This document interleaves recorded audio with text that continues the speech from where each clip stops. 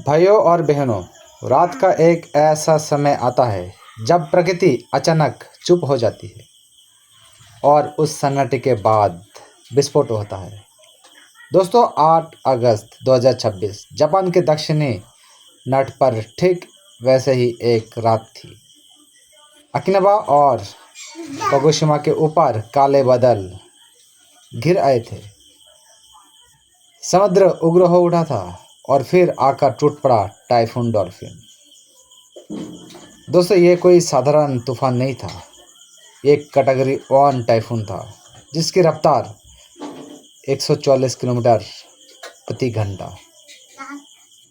दोस्तों 140 किलोमीटर प्रति घंटा तक पहुंच गई थी। सोचिए, ऐसी हवा जो पेड़ों को जड़ों से उखाड़ देती है, घरों को और उनकी छतों को उड़ा देती है और इंसानों को उनके अपने घरों से बाहर निकाल देती है। सरकार को मजबूर होकर करीब 2,60,000 लोगों को अपने घर से निकलने का आदेश देना पड़ता है।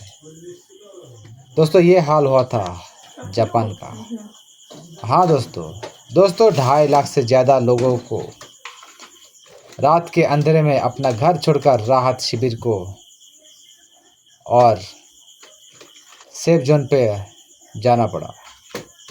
लेकिन ये कहानी यही ख़त्म नहीं होती। जापान का क्यूशू क्षेत्र पहले से ही एक भयानक मार झेल रहा है। कुमामोटो प्रीफेक्चर में महज कुछ दिन पहले 7.1 तीव्रता का शक्तिशाली भूकंप आया था। घर ध्वस्त हो गए थे।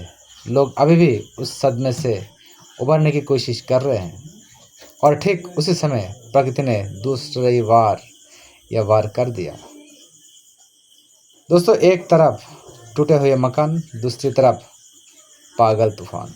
एक तरफ भूकंप के जख्म, दूसरी तरफ टाइफून का तांडव।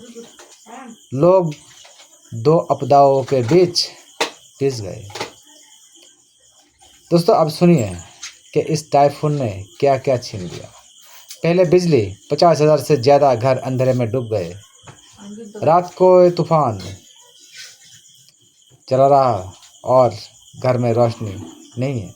छोटे छोटे बच्चे डर से कांप रहे हैं। बुजुर्ग अंधेरे में रास्ता खोज रहे हैं। मोबाइल की बैटरी भी एक समय बाद ख़त्म हो रही है। फिर परिवहन व्यवस्था, 500 से ज़्यादा उड़ानें रद्द कर दी गई। बड़ी बड़ी एयरलाइंस ने अपने सभी रूट्स स्थगित कर दिए। एयरपोर्ट पर हज़ारों यात्री फंस गए। कोई पिता की बीमारी की खबर पाकर घर लौट रहा था और घर वो नहीं आ पाए। कोई कारोबार से अपना काम चलाने के लिए यहाँ से वहाँ जाने के लिए तैयार था, वो नहीं जा पाए। कोई कारोबार के लिए सिलसिले में निकल रहा था, लेकिन वो सब रुक गया। और उद्योग जापान का गौरव टोयोटा ने अपने 9 कारखानों में उत्पादन बंद कर दिया। जो कंपनी पूरी दुनिया में गाड़ियाँ भेजती है, उसी कंपनी के पहिए भी आज थम गए। 6 लोग घायल हुए। संख्या छोटी लग सकती है, लेकिन हर घायल व्यक्ति के पीछे एक परिवार रो रहा है। एक पिता, एक माँ, एक बच्चा, जिनकी ज़िंदगी आज अस्पताल के बिस्तर में बांध गई है। भाइयों, एक बार आंख बंद करके सोचिए। एक छोटी सी लड़की रात में माँ की साड़ी का पल्ला पकड़े हुए खड़ा है। बाहर हवा इतनी ज़ोरों से गरज रही है कि लगता है घर उड़ जाएगा। माँ बार बार कह रही है, मत डरो बेटी, हम सुरक्षित जगह जा रहे हैं। लेकिन उस सुरक्षित जगह तक जाने का रास्ता उनको पानी में ले जा सकती है, क्योंकि रास्ता डूब रहा है। बुजुर्ग पिता व्हीलचेयर पर बैठे हैं। स्वयंसेवक उन्हें कंधे पर उठाकर ले जा रहे हैं और दूर समुद्र की गर्जना जैसे कह रही हो, मैंने अभी ख़त्म नहीं किया। दोस्तों, जापान के लोग अपने अनुशासन, धैर्य और साहस के लिए जाने जाते हैं पूरे दुनिया में। उन्होंने सुनामी देखी है, भूकंप देखा है, ज्वालामुखी का विस्फोट देखा है, लेकिन जब एक के बाद एक आपदा आती है तो सबसे मजबूत इंसान का भी दिल टूट जाता है। आज अकिनबा और कोगोशिमा के हजारों परिवार राहत शिविर में रात काट रहे हैं। उनके घरों में बिजली नहीं है, उनका भविष्य अनिश्चित है।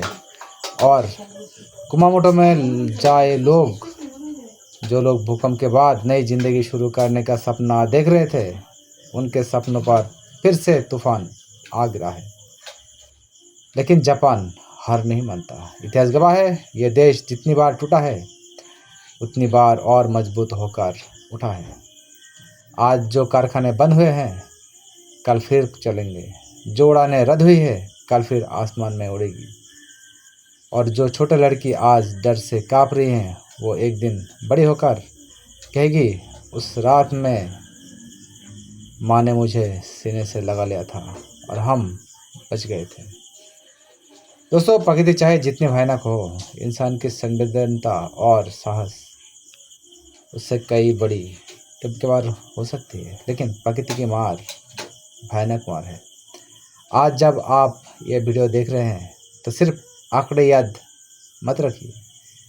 2,60,000 लोग यानी लाखों परिवार, 50,000 अंधेरे घर यानी हजारों बच्चे का डर, और 500 रद्द उड़ाने यानी हजारों थमे हुए सपने। जापान के इस कठिन समय में हम सब उनके साथ हैं। कम से कम दुआ में तो उनको रख ही सकते हैं। अगर ये वीडियो आपके दिल छू गया हो तो दोस्तों, इस वीडियो को अपने दोस्तों के साथ शेयर करना मत भूलिए।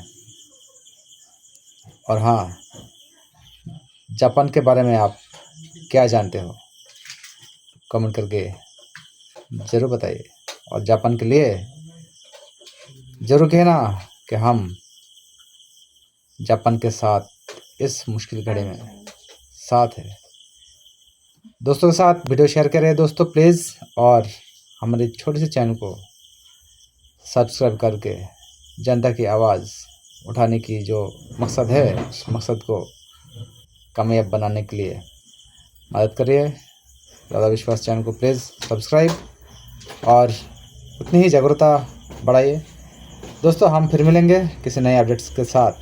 तब तक अपना और अपने परिजनों का ख्याल रखना।